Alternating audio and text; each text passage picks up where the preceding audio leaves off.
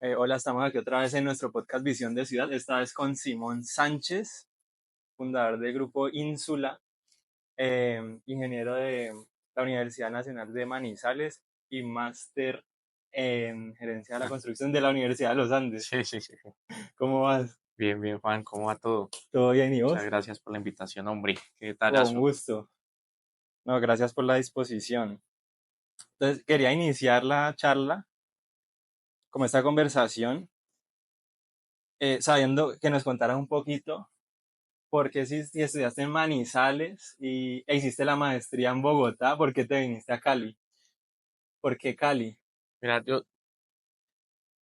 uno en Manizales bien muy sabroso. Yo disfruté toda la vida, pues, Manizales, pero digamos que cuando estaba terminando la universidad me enfrentaba con un paradigma muy particular y era que uno como ingeniero civil todo el tiempo tiene que manejar recursos de otra parte, pues del Estado, de clientes, de inversionistas, del banco.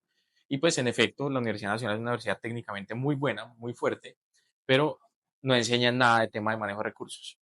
Y eso era, digamos que algo que de manera particular me generaba una inquietud profunda en el sentido de decir, oiga, ¿qué vamos a hacer para poder atender lo que en la profesión me va a demandar? Entonces, comencé a ver materias de otras universidades, de otras carreras, de especializaciones, de otra cantidad de cosas, y terminé diciendo, definitivamente, yo tengo que estudiar algo relacionado con aprender a administrar. Buscando por un lado y por el otro, entendí un, un par de maestrías. Dentro de esas estaba la de la Universidad de los Andes, que se llama Ingeniería y Gerencia de la Construcción, y arranqué para Bogotá, teniendo, yo comencé a trabajar muy pelado, pues De yo Manizales a de Bogotá. Manizales a Bogotá, Ya. entonces comencé a trabajar muy pelado. Yo ya tenía, sin graduarme, antes de graduarme ya tenía un muy buen puesto en la constructora más grande de Manizales. Pues muy buen puesto para no tener grado, ya está trabajando en ¿Las obra, Galias? no, CFC, Ah, ok. CFC. Eh, y arranqué para Bogotá, yo renuncié y me fui para Bogotá y comencé a hacer la maestría, conseguí otro trabajo y comencé a avanzar en el tema de la agencia de proyectos en otras compañías. Y llegué a una compañía, entre otras compañías, volví a CFC, me llamaron, oigan, necesitamos un director de proyectos. Y comencé a escalar en Bogotá como director de proyectos, gerente de sucursal y terminé manejando Bogotá, Cali, Neiva. Entonces, como gerente de la sucursal era responder por una empresa que tenía unos empleados de manera independiente, tenía a cargo un equipo de trabajo muy, muy interesante, tenía alrededor de 12 proyectos a cargo. Y dentro de los proyectos que tenía, había un proyecto en Jamundí. Entonces yo comencé a venir acá, iba a Neiva, iba a Manizales, Bogotá, viajaba constantemente. Y en esa viajadera y viajadera y viajadera resultó que el negocio acá en Cali se comenzó a crecer mucho más. Porque coincidió con que en ese momento en Bogotá estaba muy quieto el tema de la construcción, de las licencias y demás, porque no sé si recuerdan cuando Petro fue alcalde de Bogotá hubo unas modificaciones al POT que no fueron de acuerdo a las normas, sino que fueron por decreto, Ok, un enredo de acuerdo. jurídico de los que acostumbra de pronto a hacer el hombre. Y digamos que la intención de inversión como sucursal Bogotá era mirar las otras ciudades en las que estábamos, y Cali tenía un retraso en el desarrollo inmobiliario importante, producto de todo lo que había pasado con el narcotráfico en los 90, que entre el 2000 y 2010 el resto de ciudades salieron adelante muy rápidamente. Cali apenas comenzaba a despacharse sobre el 2012, 2013. Y particularmente Jamundí, yo creo que nosotros sacamos el primer proyecto hoy sobre la avenida, hoy en día se llama la avenida Sachamate. Nosotros participamos de la construcción de la avenida Sachamate, que es la que queda por Tecnoquímicas. Y se coció tanto el negocio era que me dijeron, oiga, Simón, usted mantiene más en Cali que en Bogotá, ¿no será que mejor maneja Bogotá desde Cali? Yo estoy listo porque acá la gente es mucho más amable. Obviamente en Bogotá hay gente muy amable, pero es una ciudad mucho más brusca. El clima es más favorable, yo lo disfruto más. La gente es mucho más presta a hacer negocios, es decir, en Bogotá, si usted va a comprar un lote, le dicen dos contados, cuenta este y conto yo. Nada, acá usted puede llegar y hasta poner ¿cómo es que dicen? Una loca preñada. Acá yo conocí acá en Cali la palabra cambalache, y eso acá es muy común. Entonces usted va a hacer un lote, venga, listo, le entrego este apartamento, usted me entrega esto, un carro, no sé qué, le quedo debiendo, pero me paga tranquilo, que vos sabes, y así sean las cosas. Y así terminé acá. Ah, bueno, y ya Poco a después. poco ya nos vamos a dar cuenta de Sí. próximamente Ajá. de ese tipo de negocios. Entonces, por eso llegaste acá. ¿Y por qué te quedaste? Precisamente porque yo venía viajando a Cali desde el 2014. En diciembre del 2014 fue el lanzamiento del primer proyecto en Jamundí. y yo me vine en el 2018. Entonces yo ya llevaba varios añitos pues trabajando en conocer la ciudad, en conocer la gente, en el entorno, en la norma.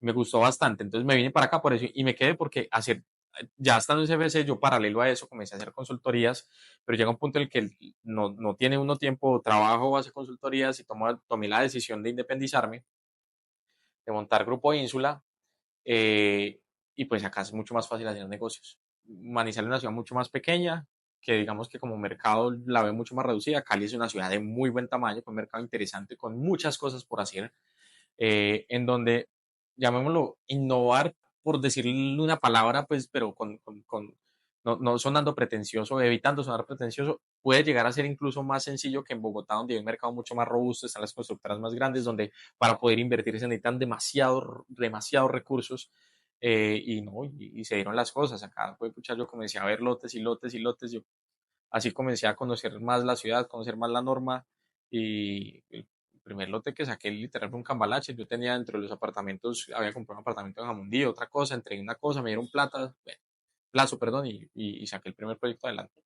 ¿Y cuál fue el primer proyecto? El primero asesorado y el primero desarrollado. No, el primer asesorado, no, yo ni me había graduado en la universidad de pregrado, pues tal vez, Ah, ok. porque siempre me ha gustado mucho como hacer números, análisis y entender las cosas desde los números primero, hacer modelaciones, entender que los números no es como ingresos, egresos y costo, no, eso tiene detrás de eso modelamientos financieros, múltiples variables, entender el mercado, ritmos de venta, qué pasa si me demoro más, si me demoro menos, qué impactos tiene, flujos de caja, la financiación, una cosa es el resultado, otra cosa es la caja. Entonces digamos que el primero fue así, pues digamos que de pronto de buena escala, hay uno que se llama Punta Gaira, que ya está, hace rato lo terminaron, que tal vez lo asesoré en Santa Marta a unos amigos, como no sé, en 2013, una cosa así. Y ya el primero propio, se llama Ínsula Live en Juanambú, que aquí cerquita en Juanambú está, el primer apartamento lo entregué yo creo que ya casi hace 2 años. Hoy en día ya es un éxito en el tema de rentas cortas. Ahí la gente tiene unas ocupaciones que no se creen, es decir, están entre el 90 y el 100%. Es decir, la gente tiene vacío el apartamento máximo 3 noches. Y eso pues a unas muy buenas tasas. Eso uno va, nosotros ahí quedamos con la oficina. Cuando uno va a cualquier momento a la zona suele estar lleno de gringos. Una cosa Ujú. muy interesante. Por Booking y por todo está Sobre todo Airbnb, sobre todo Airbnb, Airbnb. sobre todo Airbnb. ¿Eso fue apenas hace 2 años? Eso fue hace 2 años, sí. Yo el lote lo compré el 26 de agosto, no, vea, el 25 de agosto del 2019, es decir, ya son 5 años de haber fundado Grupo Ínsula, constituí la Cámara de Comercio. Y la escritura fue como el 13 de septiembre del 2019. Pero yo había prometido en venta, digamos, unos días antes de agosto. No tenía la empresa fundada, hice una promesa de compra-venta con esa voluntad. Eh, Compré el lote y yo dije, no, pues yo tengo que, evidentemente ahí ya hablé con mi jefe, que les agradezco un montón toda la confianza y me formaron muy bien, mucho tiempo, pues digamos que con cero egoísmo. Les dije, no me da las ganas de querer emprender, con querer también mantenerme acá y toca tomar una decisión. Me dijeron, por favor, eso fue como en octubre, entonces yo comencé a entender el proyecto, el lotecito, lo comenzaba a estructurar, porque entre las posibilidades también cabía estructurar un proyecto y vender el proyecto y seguir trabajando, pero comencé a estructurarme, comencé a numerar más del proyecto y me dijeron, quédese por favor hasta febrero para que deje todo organizado. No hay problema, cerré el año, planeé el siguiente, trabajé hasta el 29 de febrero del 2020, ese fue un año bisiesto. Fue un sábado y creo que el 18 de marzo nos encerraron Ya. en la pandemia. Yo, pues, puta, ¿qué hice? Renuncié a un buen trabajo, un trabajo estable, ¿qué hay que hacer? Y nada, trabajar, echar para adelante el asunto, comenzar a mover más el tema de las consultorías. Afortunadamente yo procuro ser muy organizado y antes de renunciar yo planeé el retiro un año. Yo planeé el retiro organizando cuentas, deudas, ahorros, un fondo de lo que sea, una cantidad de cosas. Yo dije, yo cuando me vaya a renunciar es porque tengo estas cuentas cuadradas de esa manera que van a dar la tranquilidad. Y cuando lo cumplí, dije, no, pues tengo que honrarme la palabra. Si a alguien le tiene que cumplir la palabra, es a uno mismo. Y bueno, así fue como se dieron las cosas en ese momento. Y el proyecto lo lancé en junio o en marzo. En marzo, con lo que pasó en la pandemia, lo reestructuré. Porque venga, los hábitos de consumo de la gente van a cambiar. La manera de ver el mundo de la gente va a cambiar por completo. Y yo no puedo pretender venderle a los que el estudio de mercado que hice el año pasado, a los que van a comprar hoy, que tienen en su cabeza una cosa completamente diferente. Y de hecho, el discurso del proyecto el storytelling, porque digamos que yo me salgo del esquema de tener un brochure, sino yo tengo un storytelling. Comenzaba diciendo, el 2020 fue un año que nos cambió a todos, y de ahí se desplegaba toda la historia. Y el lanzamiento fue en junio del 2020, en una feria virtual de Camacol. El 85% del proyecto lo dimos 100% virtual. 100% virtual. Fuimos el proyecto que más vendió apartamentos en el segundo semestre del 2020 en el oeste de Cali, siendo un proyecto de solo 33 apartamentos. Y nada, Insula Living. Insula Living Jarambo. CFC, ¿qué proyecto ha desarrollado aquí en Cali? Nosotros con CFC hicimos un macroproyecto que se llama... ay, fue pucha. Hoy ha cambiado, pero es básicamente La Reserva. La Reserva queda en Jamundí, en la Glorieta Alfaguara. Uno gira como hacia la Sachamate y entra y comienza a entender Arboleda, Bambú, Carbonero, Palmetto. Hasta ahí llegué yo, y habían otros lotes que ahí se iban a desarrollar. Ahí fueron 2.300 viviendas que estructuré, que alcancé a ver vendidas como 1.700 y construidas como 1.200, pues en cabeza con un equipo y demás. Desde CFC también gerenciamos un plan parcial que, como gerencia de plan parcial, no íbamos a desarrollar el plan parcial porque es un proyecto muy grande de 18.000 viviendas, al lado de Ciudad Pacífica. Se llama, o el proyecto en su momento era El Capricho. Hoy en día se llama Tierra Linda, que lo tiene Colpatria y Miléndez. Nosotros estructuramos el plan parcial y salió a subasta el lote con unas condiciones del esquema de tributación de cargas, del tema de cargas y beneficios, de cómo se iba a pagar el lote, cómo iba a cargar, cuál era el valor mínimo, cómo era el tema de la infraestructura, cómo era el tema de permisos y todo Que el son desarrollo como del plan parcial. 700 viviendas. 18.000 viviendas, 18. 18.000 viviendas. Es un plan parcial de 1.5 millones de metros cuadrados, 150 hectáreas. Y también nosotros, bueno, esos dos, digamos que fue el trabajo más grande en lo que estaba enfocado yo cuando trabajaba acá en Cali. Esas 2.300 viviendas de allá de Jamundí y el plan parcial. Y también nosotros participamos un poco en la estructuración y coordinación de un proyecto en Santa Rita que se llama Santa Rita Reservado. Íbamos a construirlo, pero hubo unas decisiones puntuales como en función del tamaño del proyecto que de pronto no era, las constructoras grandes tienen unos mínimos de tamaño de proyecto. Entonces digamos que era un proyecto que para una constructora de esas no era de un tamaño adecuado. Entonces al socio que estaba y le decía, no, sabe que damos un paso al costado porque de pronto no tenemos que concentrar en cosas un poquito más grandes. Ese es. Santa Rita Reserva, ese lo construyeron, ese lo Sí, sacó. ese fue diseño de Dusan. Ok. Sí, ese Sí, es aquí tenemos a la a la responsable. responsable, sí. Muy No, ese bonito. proyecto lo sacaron adelante, la gente muy querida. Y ya en temas de como de referentes tuyos de desarrollador, ¿qué referente vos has visto? ¿Te guste? ¿En dónde? ¿Internacional o nacional? No, No, mira, no, internacional. mira, digamos que yo creo que, y creo que uno si quiere ver un poco cómo pueden desarrollarse las ciudades con el habitar de las personas, cómo entiende la gente y cómo va cambiando el modo de vivir, es ir a pronto ciudades un poco más viejas, ¿cierto? Entonces, o digamos que a otras ciudades salir y salir. Entonces uno dice, ¿qué es lo que va a pasar eventualmente en temas de desarrollo? Y más que el modelo, más que un modelo de persona de desarrollo, yo creo como en ideales de ciudades, ¿cierto? Entonces, uno que cree que va a terminar pasando con vivienda, obviamente en su proporción, vaya a Bogotá y sabe que más o menos para allá termina siendo viviendas siempre un poco más pequeñas, pero si usted reduce el área privada tiene que incrementar el área común, si no, no tiene sentido el tema del co-living. Y eso es algo que hay gente que de pronto lo ha platanizado muy mal hecho. ¿Y dónde nace eso? En Barcelona, porque es que en Barcelona la tierra es muy costosa, entonces digamos que comenzaba a ver el tema de la microvivienda, pero si no había zonas comunes era mucha soledad y había mucho, digamos que situaciones de suicidio, entonces, pero eso lo copiaron, lo mejoraron de Japón, donde existía el suicidio. Entonces en Barcelona comenzaron a gestionar un tema de zonas comunes mucho más amplias y generosas para generar comunidades. Y eso es lo que digamos que quiero decir, más que desarrolladores particulares, creo que hay ciudades que me llaman demasiado la atención. Ok, vos decías que ínsula significa como que en las primeras pisos de las de los desarrollos, como que hubiera vida, Sí, ¿cierto? Eso significa, era un. hay un tipo Contanos. de arquitectura, yo no soy arquitecto, pero digamos que uno cuando va a montar una empresa lo primero que hace es comenzar a googlear y a googlear y a buscar palabras y no sé qué.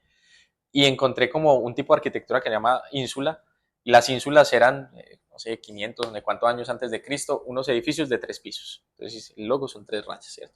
En donde fueron básicamente los visionarios de entender cómo íbamos a vivir nosotros, que eran apartamentos. Antes todo el mundo era casas. Entonces, ¿qué eran apartamentos? Un par de unidades compartidas donde se reunían y decían, ¿sabes qué? Hagamos entre todos un solo lugar para tener zonas comunes en el primer piso. Entonces eso es como una visión de decir, pucha, hay que motivarnos siempre a pensar, pues en el equipo siempre intentamos transferir eso, siempre muchachos hay que pensar en que lo que estructuremos, lo que trabajemos es un proyecto pensado para el futuro.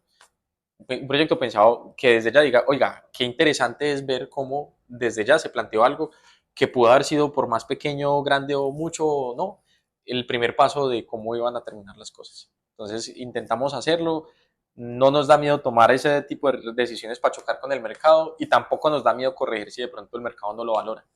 Pues en Juanambú, en Inicio de la Liga en Juanambú, nosotros fuimos el primer proyecto en el oeste de Cali con apartamentos de menos yo creo que antes de eso nos caían por menos de 500 millones de pesos. Y nosotros salimos con apartamentos desde 120 millones de pesos, que eran unos apartaestudios de 18 metros cuadrados. Y como yo venía de Bogotá, yo venía de vivir un tiempo en Bogotá, unos amigos me decían, este Raúl está loco. Y básicamente lo que yo estaba convencido era que finalmente la manera de habitar ha cambiado, que finalmente los millennials, que era el público objetivo, y nos anichamos demasiado nosotros en entender a quién le vamos a vender. Yo renuncié a venderle a familias con hijos. Entonces, cuando digo yo, nos anichamos nosotros demasiado, es un millennial, una restricción grandísima que tenía, habían muchos estudios en ese momento de que no quería comprar vivienda, pero no es porque no quisiera, no le diera valor, sino porque sentía que había un grado de responsabilidad tal que lo amarraba a una ciudad, en un lugar. Entonces, oiga, pues la solución es buscar que ese lugar sea, digamos que eficientemente rentable para que el día que se quiera ir para otro país, a otra ciudad, a estudiar o a irse con la novia para otro lado, o que quiera comprar otro apartamento, lo que sea, pone ese apartamento a rentar por Airbnb. Lo llamamos Airbnb Friendly. El primer proyecto con ese nombre que yo he escuchado, pues Airbnb Friendly, fue este proyecto acá en Cali. De estos tamaños, pues seguramente habían algunos que habían avanzado primero en otras condiciones. Y a partir de precisamente entender que dejaba de ser una carga para los millennials, comenzamos a entender que a los millennials les interesa más invertir que vivir. Es decir, el apartamento terminó siendo más para inversión que para vivir. Y otra para mí que quisimos romper mucho y es, generalmente uno lo formaron los abuelos y los padres y dice, usted tiene que comprar su casa y ahí se va a morir. La casa, no, usted compra hoy un apartamento y no es, no es el último que va a comprar. Yo creo que el grueso de nuestros familiares, si llegaron a comprar casa, pues de nuestros padres y abuelos, si llegaron a comprar casa y tuvieron ese privilegio, eh, fue su casa desde que nacieron hasta que murieron y los hijos ahí se formaron y ahí hay un montón de historias. Pero hoy en día el paradigma es decir, es que usted no tiene que comprar la casa si ni siquiera se ha casado, con que ni siquiera sabe si va a tener hijos o no, entonces no tiene que mirar cuántas habitaciones es, sino pensar realmente cuáles eran los dolores que le impactaban y cuáles eran los impedimentos que generaban en su mente decir, no me interesa comprar vivienda. Y ahí creo que nos ha ido absolutamente muy bien el tema comercial, gracias a Dios, al trabajo en equipo y a este tipo de decisiones. No ha habido un solo proyecto que nos hemos demorado más de 4 meses en llegar al punto de equilibrio comercial. ¿Y a qué se ha debido ese éxito? Al método, cuando nosotros escogemos los lotes, yo como te contaba, trabajé en una empresa grande en donde las empresas grandes casi que los lotes es, oiga, ¿quién me lo aporta? Entonces, no, es que el primo de no sé quién, que el abuelo de tal cosa, que el socio de tal, venga, acá hay un lote aportado. Entonces, son lotes que la constructora no escoge dónde hacer, sino que como que le toca desarrollarlos. Y eso, te digo, son todas las constructoras grandes, tienen esa situación. Puede ser bueno, puede ser malo, no lo sé. Nosotros escogemos lotes entendiendo muchas variables, le metemos mucho método, buscamos bastante los lotes. Yo para comprar un lote, el primer lote tuve que haber visto unos 80 lotes. Para el segundo tal vez fueron 60, para el tercero 50, para el cuarto 60, pero no menos de 50 lotes para comprar cada uno de los lotes en los que nos hemos embarcado. Nos hemos anichado entendiendo a quién le vamos a vender, renunciando a otro tipo de público. Eh, Cuando uno se anicha, el valor, el mercado lo valora. Un ejemplo, y pues para poner un ejemplo, no me ha tocado, pero vamos a llegar a eso, y es, si vos te retiraste, ya no tenés hijos, tenés 50 años, que es una edad en la que sos absolutamente productivo, y te digo, tengo un proyecto donde la mayoría de las personas son como vos, no vas a encontrar niños llorando el vecino con el bebé a las 3 de la mañana, no vas a encontrar pelados en una rumba de 18 años cada 8 días porque no son pelados de universidad. Y además de eso, digamos que tiene unas condiciones en las que vas a conectar con la comunidad, vas a pagar un poquito más por eso. O yendo más allá, si por ejemplo vos tenés 85 años y es un proyecto en el que te presta servicios no sé, de enfermería, de alimentación, la señora que te hace aseo te pudiera hacer aseo una vez cada 2 días sin tener que tener una empleada, estás dispuesto a pagar por ese valor adicional. Y lo mismo también ocurre con los otros tipos de generaciones. Entonces, método para entender, nosotros hacemos unos estudios de mercado yo creo que muy juiciosos y muy robustos para entender no solamente la oferta, sino la demanda. De nada sirve pasar en el carro volteando en cuánto están vendiendo el metro cuadrado porque no lo están vendiendo, están ofreciendo. Y ese es el error más grande que todos los desarrolladores cometen. Y que incluso los compradores también pueden cometer. No, es que yo compro por metro cuadrado porque este está más barato. No. Una cosa es que ofrecen, otra cosa es que venden. Vos pues, acá cerquita, acá a la redonda, vos puedes pasar por 7 proyectos y te garantizo que los 7 hay 5 que tienen problemas de ventas. Y dentro de los 5 está el más barato y el más caro. Entonces no tiene que ver con vender barato ni con vender caro, por metro cuadrado hablando. Pues. Entonces nosotros tenemos el estudio de mercado para entender con mucho juicio cuánto tiempo llevan vendiendo, cuál es el ritmo de ventas, cuál es la rotación, cuál es la relación de la oferta y la demanda, cuál fue el producto que más se vendió respecto a otro, porque dentro del mismo proyecto hay productos más exitosos que otros. Eh, y eso nos permite entender desde la oferta y la demanda, y otra cosa es el buyer persona, y es a quién le voy a vender. ¿Listo? Entonces, ¿quién es mi perfil de inversionista? Hoy hemos tenido la oportunidad de ofrecer y de mercadear nuestro proyecto, no sé, a más de los proyectos en los que hemos trabajado, nuestras bases de datos pueden ser del orden, no sé, de 5.000 personas interesadas en algún momento en comprar. Y esos datos nos permiten tomar decisiones. ¿Cuántos años tienen? ¿En dónde trabajan? ¿En dónde viven? ¿Cuántos de esos están fuera del país? ¿Cuántos son caleños en Bogotá? ¿Cuántos están interesados en que son de otros países, de Bogotá, pero quieren venir para acá? Si son jóvenes, no son jóvenes, son empleados independientes. Eso nos permite tomar datos para también estructurar proyectos, que finalmente el producto es como lo más importante. Es decir, si uno estudia mercado, método, ubicación. Después de eso, entender el buyer persona y ya comenzar a estructurar el producto en función de esto, ¿cierto? El producto nosotros procuramos hacerlo en función de los clientes finales, no del comprador. Hay que diferenciar quién le compra a uno, que es el que me da la plata, que es al que yo le mercadeo, y hay quién lo va a utilizar, la persona que se va a sentar en el balcón a desayunar un domingo allá, y cómo yo con el producto le satisfago necesidades el que la va a utilizar. Y ahí es donde hay más valor, porque yo genero más valor la persona que está ahí. Probablemente yo le esté vendiendo a un inversionista, pero si esta persona está dispuesta a pagar 10, 20, 30 dólares por noche porque el producto le satisface sus necesidades, pues al inversionista le vas a dar mejor una rentabilidad y más seguir comprando. Okay. Y ahí en adelante, ese tipo de edificios que vos estás haciendo, ¿en qué otro lado los has visto? No, en muchas partes, pues, incluso acá en Cali también yo he visto varios, pues. Lo que pasa es que con diferentes nichos y con diferentes enfoques, vuelvo y juega, pues digamos que uno anicharse creo que es una parte de los choice que uno toma para sacar adelante los proyectos, conceptualizar el proyecto, darle digamos que un espíritu real y no humo, sino bueno, esto para quién es el que va a estar acá utilizándolo. Ujú. Entonces son como 18 metros cuadrados. Ese fue el No, ese primero. fue el primero donde habían diferentes productos, ¿no? De hecho, ese es el único que he tenido esas áreas. Y de esas áreas solo tenía 2 apartamentos. Las siguientes eran de 24 y habían como 8. Y las siguientes eran de 34 y habían como 15. Las siguientes eran de 42 y habían diferentes productos. Digamos que te ponían la relación porque yo quería arrancar con un producto de, como decía, apartamentos desde 120 millones de pesos. Era como lo que yo quería decir. Vamos a sacarla del paradigma de decir que en el oeste no se puede comprar. De hecho, lo licencié como BIS y tenía la posibilidad de que si alguien era un joven recién graduado que tuviera menos de 4 salarios mínimos de ingresos, pudiera tomar el subsidio, lo pudiera hacer. No los tomó, pues, pero esos apartamentos de esas áreas por ese precio fueron licenciados BIS. Entonces, un BIS en el oeste de Cali. Y luego ahí cerquita sacamos otro de 77 apartamentos BIS que se vendieron en 3 semanas, pues. ¿Y de ahí cuál fue el segundo proyecto que desarrollas? Bueno, después de, no en consultoría, sino como desarrollo propio, Sí. ¿cierto? Ajá.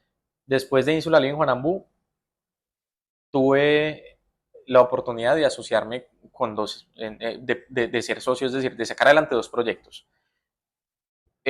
Porque pues uno se mete en este tema y yo soy muy apasionado por lo que hago, me encanta lo que hago y constantemente busco oportunidades. Entonces el primero estaba ahí en el mismo sector. ¿Cuál fue el primero? No, el primero fue Cristales, se llama Habitar Cristales. Conocí a los que hoy en día son mis socios de Habitar Espacios, que es la empresa por la cual estamos creciendo los edificios de apartamentos de vivienda turística Hoy en día estamos enfocados en eso, en habitar, en hacer crecer Habitar Espacios como la empresa líder en la construcción de vivienda turística en Cali. En Cali no, y ya en otras ciudades, ya estamos en otra ciudad también. Eh, y también me asocié con otros, pues que inicialmente eran clientes de consultoría y terminaron siendo socios en un proyecto que se llama DECI. Salimos con DECI y salimos con Habitare Cristales. Esos fueron como que muy paralelos, pero Habitare iba un poco adelante, va un poco adelante y digamos que es un proyecto que ya le lleva un tiempo de ventaja a DECI. Ok, Y con productos diferentes, es decir, con productos diferentes, a pesar de ser estructurados por la misma empresa, porque en ambos el rol de estructurador es el mío. En DECI son 77 apartamentos, vivienda de interés social en obra gris, doble altura, en primera planta 23 metros cuadrados, con posibilidad de un mezanín de otros 10, quedaría 32 metros cuadrados.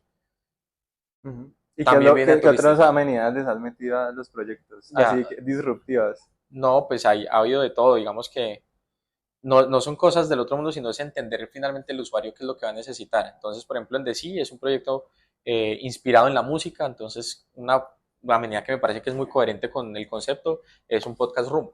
Entonces digamos que tiene en el último piso de vivienda un espacio grande de doble altura que tiene la vista a la ciudad impresionante, donde tener la posibilidad de poder grabar podcast y tener estos espacios precisamente porque entiende a quién le estamos vendiendo y la gente que el nómada digital va a necesitar o le va a parecer mucho más interesante quedarse ahí por el podcast room que en cualquier parte. Ese me parece pues que es interesante. Eh, por ejemplo, en Insula Live en Juanambú hicimos algo que se llama un PlayStation Room. Es un cuadrito chiquitico donde hay dos sillitas, un PlayStation con televisorcito y usted va y se desestresa allá un ratico. En Habitare Cristales, digamos que el concepto era un poco más el espacio hecho a la medida, había un poco más de diversidad de áreas, a pesar que el público objetivo era el mismo, era o solteros o parejas, y esos solteros o parejas podían querer tener una o dos habitaciones, o un solo espacio, o un penthouse de hecho, entonces habían espacios, digamos que mucho más flexibles, y Habitare Cristales tiene, por ejemplo, un espacio que tiene dos jacuzzis, una agua fría y agua caliente para hacer cambios de temperatura en términos de choques térmicos y unos temas que sirven para la salud y tal. Tiene también un fire pit, que es un espacio como lunch en una sala donde puedes llegar con los leños para hacer una fogatita y tocar guitarrita. Tiene un Sky Lounge, pues como un espacio para ver y sentarse a ver la ciudad, porque desde ahí se ve todo Cali, es impresionante. Tiene un putting green, un espacito para, si estás trabajando, te salís un poquitico a concentrarte, perdón, en otro tema, dispersarte. Cinema al aire libre, ¿no? Tiene otras cosas. Ahí hay otro proyecto que tenemos que se llama Ínsula Grandí, que queda sobre la vía del río diagonal a Las Gatas. Es un proyecto también muy chévere, también comercialmente hablando muy interesante. Ahí lo pensamos incluso un poco más como un hotel, ahí lugar keeper, la gente puede llegar y guardar su maleta antes de hospedarse por el check-in, incluso después cuando salga. Tiene opción Ahí de que la empleada del servicio tiene le... opción de que la gente de la operación le puede, si usted está viendo allá, pero hay un operador que está ya con unos espacios de operación y diseñado para que pueda el operador lavar las sábanas y demás, y usted está viendo allá, oiga, necesito un servicio de limpieza, le paga el operador y tiene su servicio de limpieza. Entonces, es también como darle la comodidad al millennial que vive allá, decir, yo no necesito una señora todos los días que me haga La aseo. semana pasada estuvo aquí Luis Puerto y nos contó que están desarrollando otro proyecto también ahí en la Avenida del Río, Ahí en la Avenida del Río, a unos metros de Grandí, proyecto E, pues por ahora le ¿cierto? llama proyecto de mientras vamos desarrollando el tema, pero sí. Y ese ha sido el más grande que están desarrollando hasta ahora. No, ese es de los medianos eh, que tenemos. Nosotros, digamos que para hacerte relación en número de unidades, Ujú. o que es similar al número de ventas. Juanambú fueron 33, Decí 77, eh, Habitare Cristales 57, pero esos dos son muy parecidos en volumen de ventas porque los de Decí son un poco más pequeños en área. Grandi son 92, Vita, Habitare, que también es de Habitare, son 73, que es más parecido como a Grandi en volumen de ventas y en área construida. Serene son 135, Constantino fueron Ah, sí, 17, claro. Constantino 17 con dos locales, proyecto deberán ser alrededor de 52 y ahorita vamos a sacar uno en Cartagena de 238. Súper. Sí, ese es el más grande, Cartagena es el más grande, la apuesta más grande. Excelente. Y antes de Cartagena, Serene Habitare, que es un proyecto muy interesante. Yo digo, pucha, no sé en qué momento, no, entonces sí sé en qué momento, cuando trabaja en equipo y le rompe, digamos que los paradigmas a todo el mundo, salen cosas muy interesantes. Es un proyecto que la fachada está vestida en, está diseñada por una bióloga, o está pensada en función con colaboración con una bióloga que tiene una maestría en conservación de colibrís, con la intención de que cuando vos estés en el patio, en el balcón de tu habitación o digamos que de tu apartamento, puedas sentarte a desayunar mientras ves los colibríes llegar Con a Wendy las matas, Vidal. con Wendy Vidal. En esa reunión que tuvimos ahí la conferencia que tuvimos la vez pasada, Ujú. le toqué la puerta a Wendy, Wendy nos acompañó, nos ayudó a diseñar ahí unos temas ahí en la sala de ventas y me parece pues que es un tema que tiene todo el sentido con lo que nosotros conectamos, que es la biofilia. Aprovecha la biodiversidad de Cali, que finalmente Cali es la capital mundial de la biodiversidad de naves, es decir, Cali tiene más de 1000 especies de colibrís cuando Canadá tiene solo dos pájaros, dos tipos de especie de colibrís, y además contribuye un poco a generar unos pequeños ecosistemas que van generando también, pues, digamos que un impacto positivo. Ella Por tiene poner un todo un ejemplo, tema como de, así es, un tema de impresionante. generar como toda esa biodiversidad, Sí, las conexiones de los corredores que hacen las aves. correcto. Eh, pues contanos un poquito cómo fue ese trabajo con ella. No, precisamente es una persona demasiado académica que tiene, uno cree cuando piensa en un colibrí que la mejor manera de traerlo es ponerle una poceta de agua con panela, y eso por el contrario les hace daño porque los termina uno cebando según lo que ella dice. Hay unas plantas que son específicas que les atraen mucho a ellos, que casi que es inmediato, literal nosotros tuvimos unas plantas en la sala de ventas y eso mantiene lleno de, pues, de visitantes, de pájaros y demás. Y hay otra cantidad de medidas que se Y toda pueden la tomar, fachada va a quedar y con toda la eso. fachada va a quedar con ese diseño, toda la fachada digamos que va a quedar con ese diseño de biofilia. Y ese proyecto, por ejemplo, tiene la amenidad más, yo creo que hace parte dentro de las amenidades que tenemos, ese proyecto tiene un cenote, inspirado pues en los cenotes de México. Ese proyecto tiene un cenote donde en la piscina que queda en el primer piso se le hizo un orificio de donde cae agua para que en el sótano que está cubierto y está digamos que como una cueva, tiene un cenote. Ese es un tema bien interesante porque está dentro del recorrido de algo que llamamos el Recovery Room. Cali tiene un turismo médico importante y digamos que las personas que vendrán a operarse o a hacer este tratamiento dental, bien sea estético o bien sea temas médicos profundos y cirugías o lo que sea, pues van a estar en un espacio donde van a tener la oportunidad de hacer fisioterapias, van a recuperarse, van a estar en un espacio de relajación, van a poder encontrar su serenidad y por eso se llama Serenidad Vital y van a estar en todo ese tipo ¿Y dónde de queda ese amenazas. proyecto? Queda aquí en Juanambú, queda en la, ¿sabes dónde queda Altillos? No. Al lado de Altillos, a una cuadra de Granada, que queda en el límite entre Granada y Juanamú. Ah, sí, ya vi la publicidad por aquí, Eso subiendo un es, poquito más así para es. arriba. Pero además de eso, el proyecto que estás haciendo con Luis Puerto sí es el más grande que están haciendo colaborativamente. Yo creo que ese es el más grande build to rent, más bien para verlo desde ese punto de De vista. acuerdo. Es decir, de venta de O puertas, sea, no están vendiendo, sino que son inversionistas que van son a rentar. inversionistas que básicamente Luis Felipe tiene un fondo de inversión, él es muy talentoso recogiendo los recursos de esa manera, donde invita pues a diferentes personas a que hagan parte de un proyecto para que tenga una renta, finalmente lo importante es la renta y repartir la renta en función de los aportes. Y así es como funciona en Estados Unidos, pues. Aquí, ¿por En qué muchas no partes hay, del hay más Estados Unidos, proyectos vean, así? en Estados Unidos lo llaman multifamilies. Ujú. En Estados Unidos, uno de cada dos proyectos que salen a construirse son multifamilies. Y la razón es muy simple.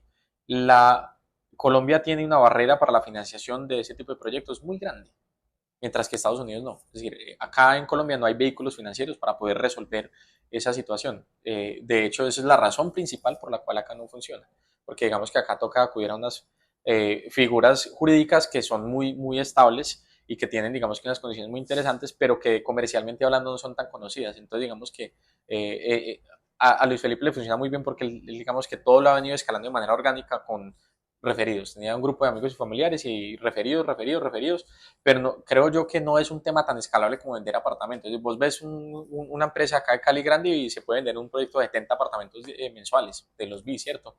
Ujú. Pero recoger esa misma plata en ese esquema es mucho más complejo, ¿cierto? Mientras que en Estados Unidos sí hay bancas de inversión que le dice, listo, ya tiene el lote, no sé qué, venga, le presto y es más, la deuda es a largo plazo.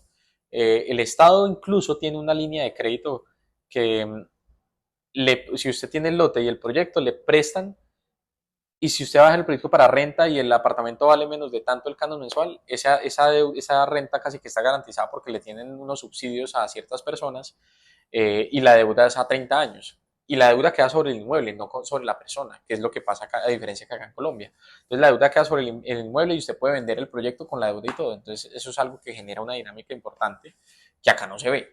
Acá uno va a sacar un crédito constructor y la deuda, el que firma el pagaré es uno, como persona natural, más que la empresa. Uno pone hasta los calzoncillos, literal. Es decir, cada proyecto que uno construye con crédito constructor dice, firmo en cabeza de representante legal de Grupo Ínsula y además en cabeza de Simón Sánchez como persona natural. Entonces ahí uno pone el patrimonio, todo lo que uno ha hecho, ahí está puesto pues en estos ladrillos. Como Ya, respaldo pues en caso tal de que el y ese proyecto tenga proyecto dificultades. entonces lo van a hacer es solo con plata de inversionista, no se van a financiar de banco. No, no, Luis Felipe no le gusta financiarse con bancos. Ok. Y como para ir cerrando, o sea, tu experiencia con planes parciales y todo eso, ¿vos has pensado que los planes parciales pueden ser un buen vehículo para hacer algún tipo de proyecto? Yo creo que son el mejor vehículo porque finalmente se estructuran y se planifican, digamos que casi que partes de ciudad, de una manera organizada, con infraestructura, con repartición de cargas y beneficios. Entonces, es la mejor manera de hacerlo. Desafortunadamente, en Colombia no estamos preparados para darle la agilidad necesaria a un plan parcial para que sea más atractiva la inversión. Un plan parcial acá en Cali, yo creo que por más ágil que sea, puede tardarse entre 4 y 8 años. Pues digo, por más ágil que sea, ya uno se pasa de ahí, ya pues digamos que eso le alcanza a tocar cambios de administración, entonces Valve devuélvase. No, no está estructurado muy bien el procedimiento jurídico para que sea un tema eficiente, pero es la mejor manera desde mi punto de vista para desarrollar la ciudad. Sin embargo, también por la cultura colombiana en la que estamos, digamos que se privilegian la norma en zonas de expansión en lugar de densificar más las ciudades. Para mí eso es un error grandísimo, porque estamos desaprovechando la infraestructura vial, la infraestructura de servicios públicos, los tiempos de la gente, el tiempo, hay algo digamos que en términos de economía que es como, la economía del transporte es cuánto cuesta tu tiempo metido en un carro, más que lo que pagaste por el taxi o por el Uber o por el bus. El tiempo tuyo estás dejando de producirlo y dejar de producir plata va en contra de la economía nacional.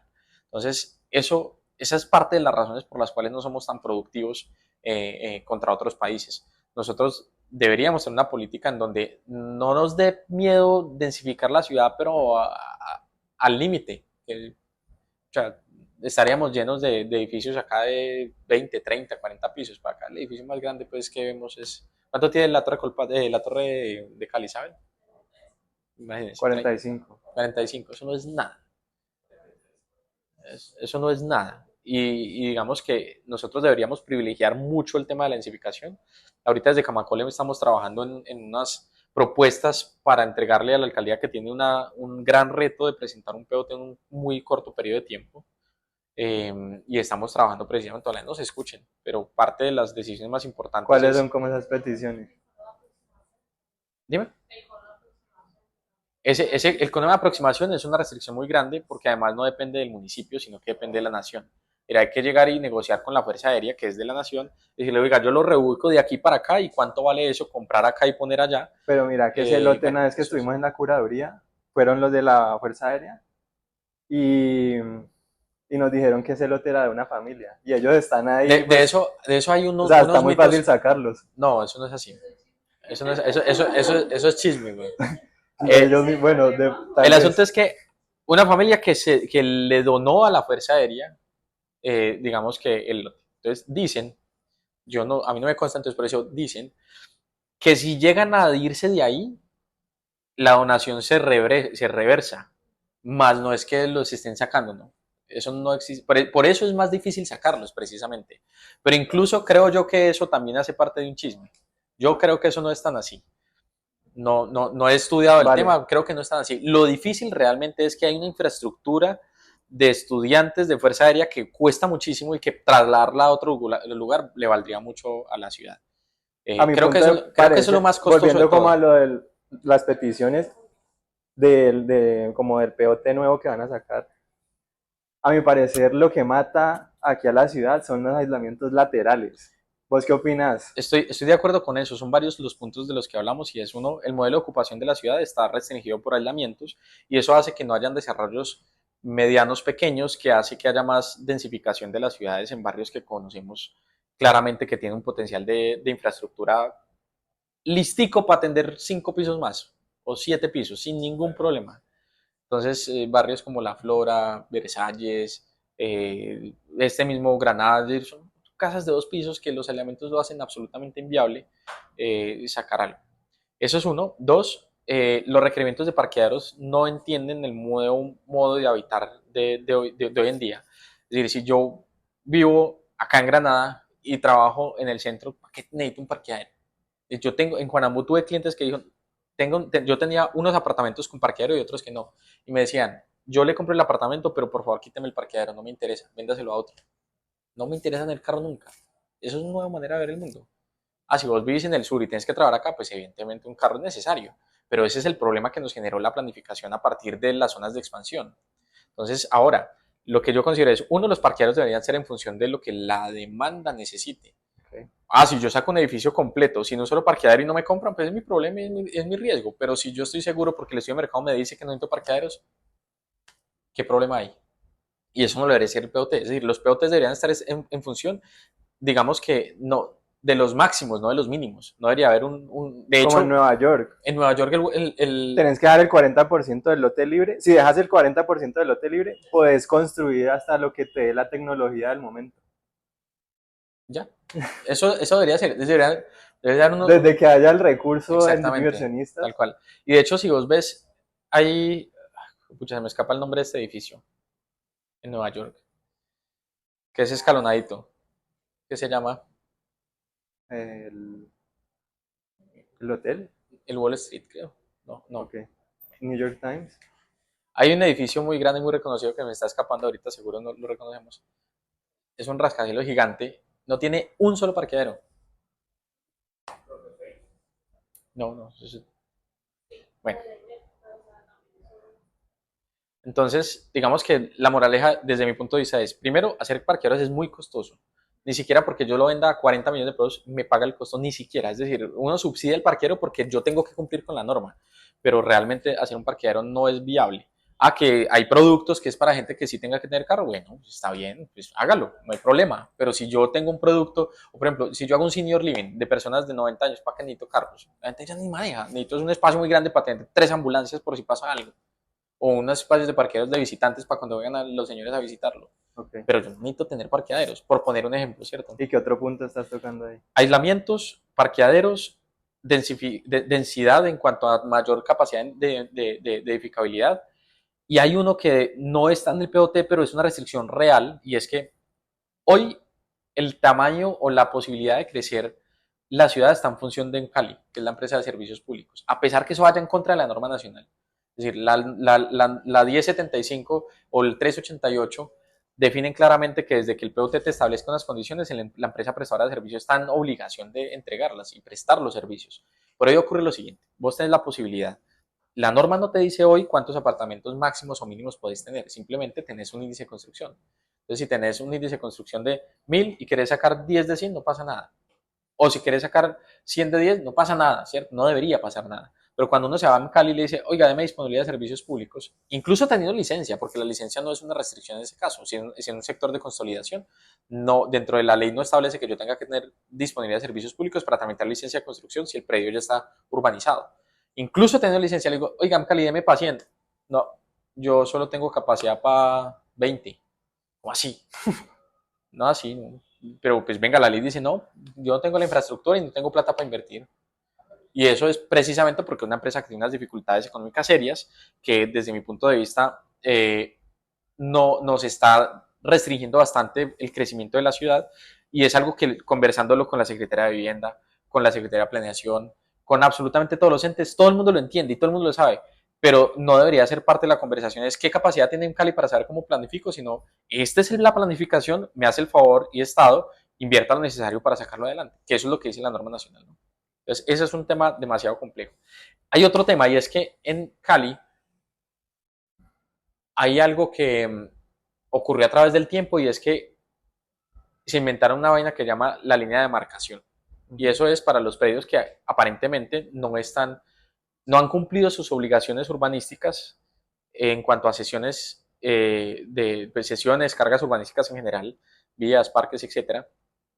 Y puede que en unos casos sea cierto, es decir, la mayoría de los casos pueden ser ciertos, sobre todo al sur de la ciudad, pero por ahí le están, digamos que generando unas islas de proyectos o de lotes que pueden ser de 1.500, 2.000 metros, 3.000 metros, 5.000 metros, cualquier lote de menos de 5.000 metros cuadrados no tendría por qué considerarse un lote que no está urbanizado, más si está en un sector urbanizado realmente hablando, ¿cierto?